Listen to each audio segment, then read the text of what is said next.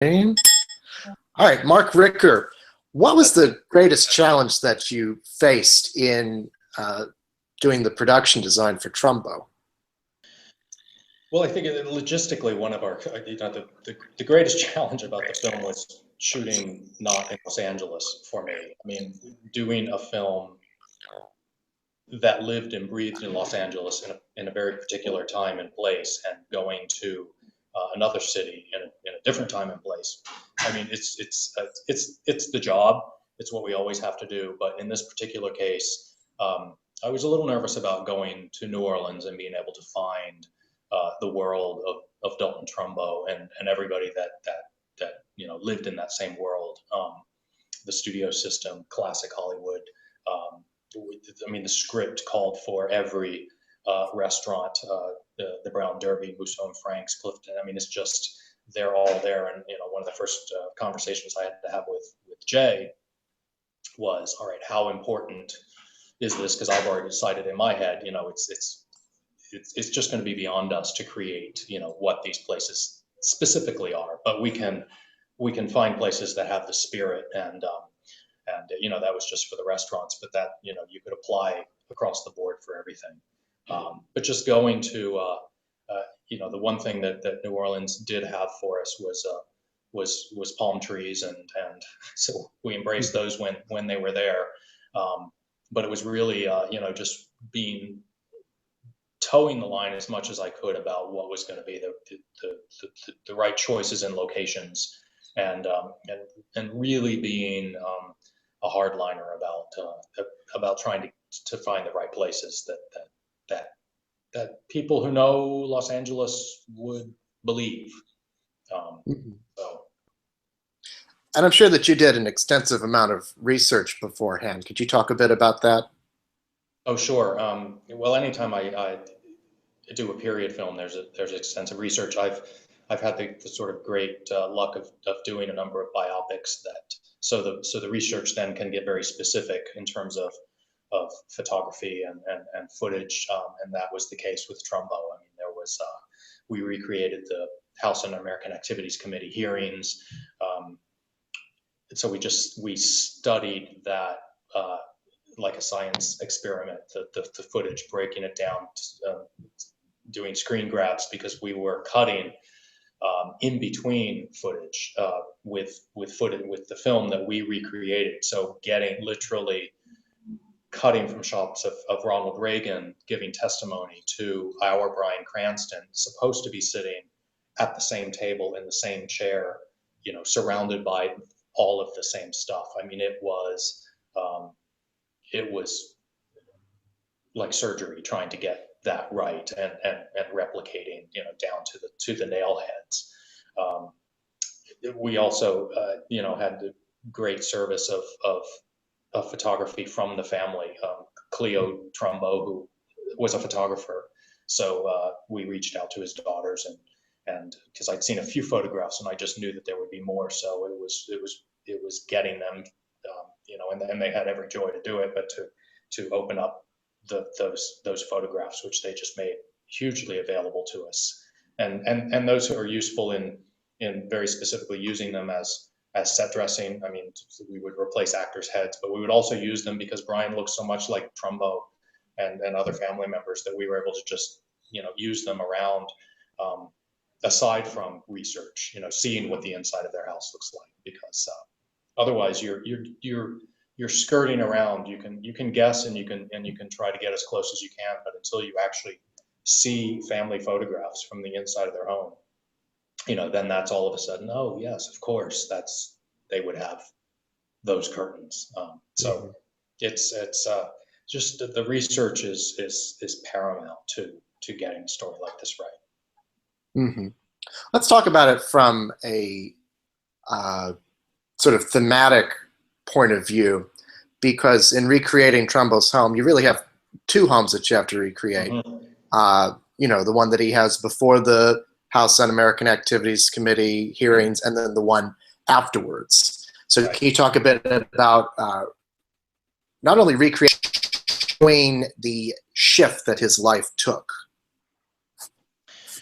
Well, that's a good example again of sort of the license that we take once we're doing a film, but we're shooting it. I mean, because neither of those houses, to be perfectly frank, have anything to do with with the real place he lived. I mean, when again, one of the great challenges. I mean, one of the first things that I said and I thought many times to myself is where are we going to find this ranch, in New Orleans, this Western ranch? And so we found a location that works very, very well in the film. I don't think you really question it, but it has nothing to do with the real place. And the same could be said for the Highland Park house.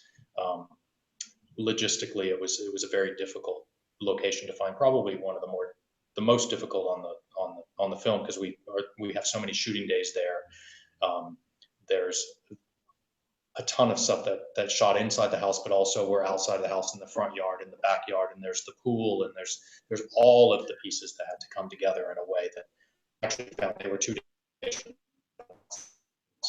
Um, but again, we sort of start with photographs of what the real places were, which I had, and so then we just start to bring in elements, details that we can, that whether it's chandeliers or the artwork or some rugs or anything within the set decoration that's just going to give the spirit of what the real places were.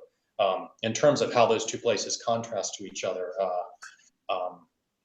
he did move down. I mean, it was a downgrade after he went to prison that they had to sell the ranch, and which is a very wealthy place. I mean, it's insinuated in the film, but the lake that is there, Trumbo actually built this lake, and in reality, the lake was much larger. It was, he was a man of considerable wealth, so the fact that they just had to sell that property and move in town where they're going to have very close neighbors as they do, and not very friendly neighbors in this particular case. It's just trying to keep all of that stuff straight. Mm-hmm. And there's a very interesting contrast in the film between the glitz and glamour of Hollywood and the principles that Dalton Trumbo stood for. Sure. Can you talk a bit about that? Well, it's interesting because um, he was. I mean, Louis C.K. in the film talks about this directly. That he talks like a radical, but he lives like a rich man. So Trumbo himself, in a way, sort of straddles that world, and that was one of the things that we tried to do, was to present these homes. And there's a party that he goes to at the beginning of the film where it's made very clear that he is very much a part of this world. I mean, he was a wealthy man, and he liked spending his money and building lakes. But he also was forthright in his claim that he had political ideas, and he was very supportive of the workers' rights, and then was called against this committee like everybody else who had political views that weren't in line with the Motion Picture Alliance, and so suddenly he's put on trial for this, and so creating the world of the studio system and the glamour of Hollywood up against this very sort of stark desk that he has to sit out and bare his soul and then go to prison. Creating even that world. I mean, as a set, the prison where he's stripped of everything, literally and figuratively in the film. Is something that we try to do, to just show the many hurdles and environments that he had to overcome and move through in the film. So, and it feels very relevant to today, even though the events are 50, 60 years in the past. Can you talk a bit about that? It's amazing. I mean, it was relevant as we were making it. I mean, it's as you learn so much when you dive into a project like this. I mean, I had certain assumptions about the Red Scare and McCarthyism and all of that, and I really had no idea that the very specific notion of what we were representing in this film, how it related to all of that. But of course, it felt relevant to what was happening today, but no more so than when we were at the premiere the other night. Jay You know, he gets this question all the time, and he quoted it from the stage. But talking about the relevance today, I mean, seeing the film again, specifically in the week following, you know, the Benghazi hearings, there were so many moments watching a film that I thought I knew so intimately, but just to look at it again through such a specific lens. This very week following last week was sort of extraordinary. I mean, it was amazing how relevant it all seemed to be. Mm-hmm. Well, thank you so much, and congratulations on the film. Oh, thank you very much. It was a pleasure. I like your poster in the background. Oh, thank you. All right, take care. I'll see you.